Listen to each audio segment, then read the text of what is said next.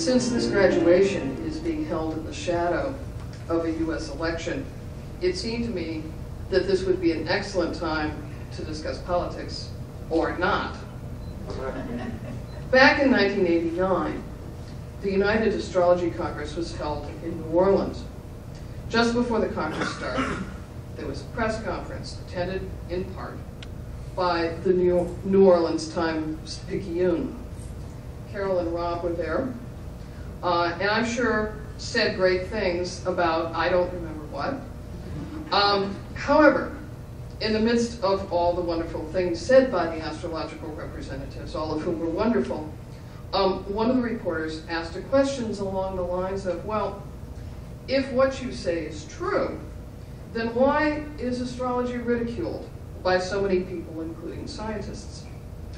And it was at that moment that my Mars-Pluto rising stood up, and I made a statement to the effect that one of the major problems with astrology is that astrologers themselves do not recognize that the status of astrology is a political issue, and that the position of astrologers in our society is completely analogous to the position of gay people before Stonewall.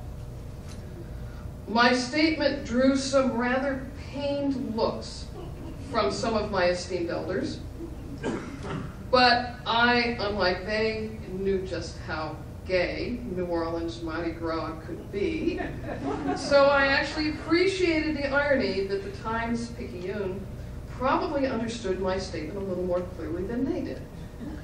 So now, a nodal cycle later, I would like to examine the question, is the astrological community like the gay community before Stonewall?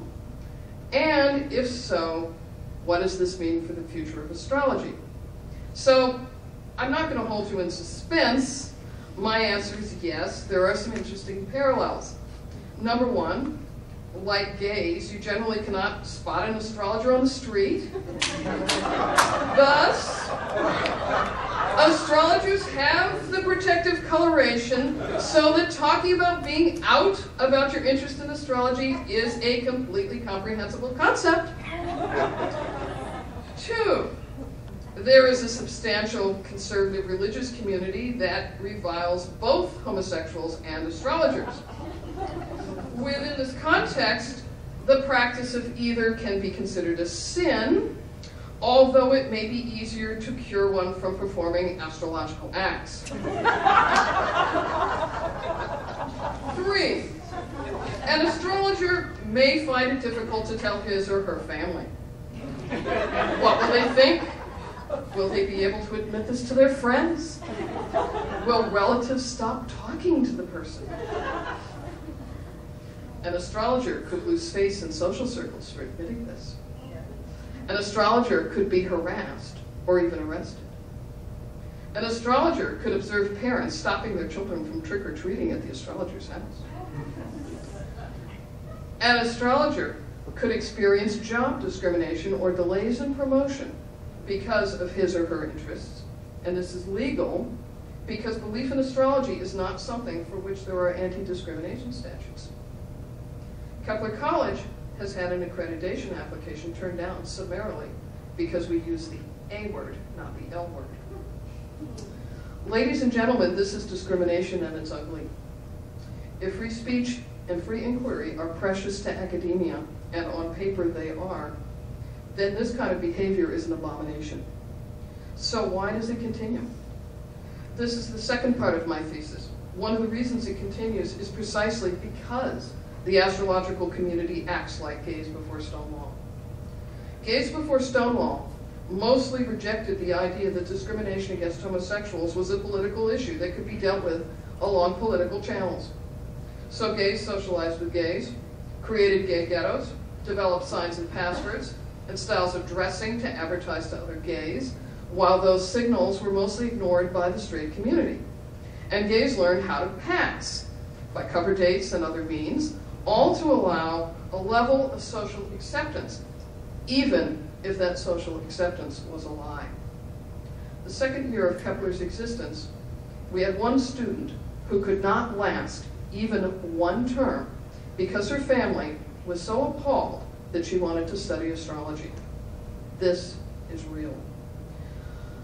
What do we hear over and over when we come to Kepler symposia or astrological conferences? People saying, wow, it's so wonderful to be with other people who think like I do. This is a mark of discrimination. Are you afraid to admit to someone that your favorite color is blue? That you like weaving? What your favorite band is?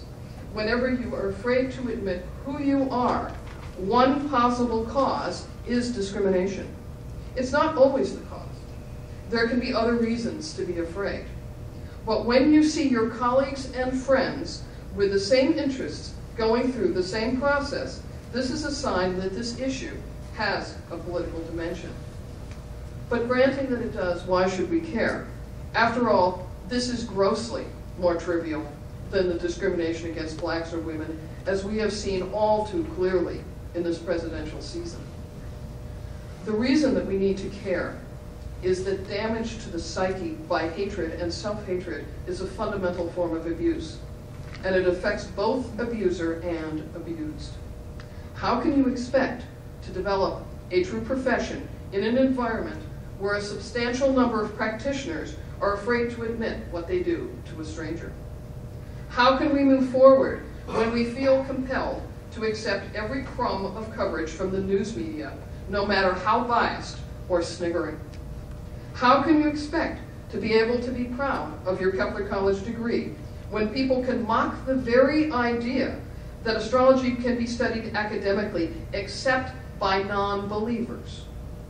How can we have the kind of voice that demands that accreditation agencies take us seriously? These gains can only occur through the political process.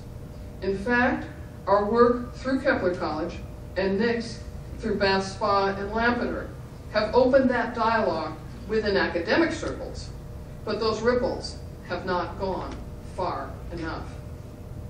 My friends, Frank Kameny of the Mattachine Society and the late Barbara Giddings of Daughters of Bilitis, were among those who stood up in the late 50s and early 60s to protest a status of homosexuals at a time when most gays told them to sit down and shut up.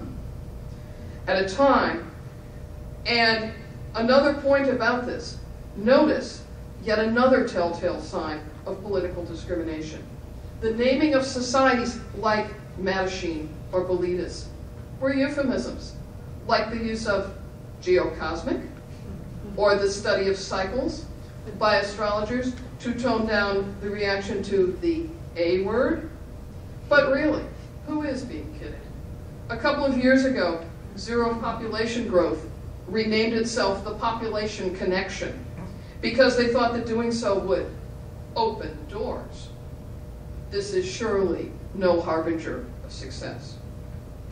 In reality, it took about a Saturn cycle from 1969 for gays to achieve a level of critical mass so that, for example, when Kepler College opened in 2000, gender preference was largely irrelevant here. But it wasn't too many years before that where you could hear whispering by some members of the audience at an astrological talk by gay or lesbian astrologers, or when certain gay men in astrology felt the need to talk about marriages long departed, or girlfriends as real as Harvey the 6-foot invisible rabbit. And of course, in larger society, the issue of gay marriage continues to divide, even as the L Word has become a popular TV show. When will astrology begin its march toward political acceptance? And how will it happen? I don't know. But long term, if Kepler College is to succeed, then happen it must. The absence of freedom is tyranny. And as a liberal arts institution, we are devoted to the arts of free men and women. How can we teach and manifest those arts when we ourselves are not free, or at least attempting to free ourselves? Thank you.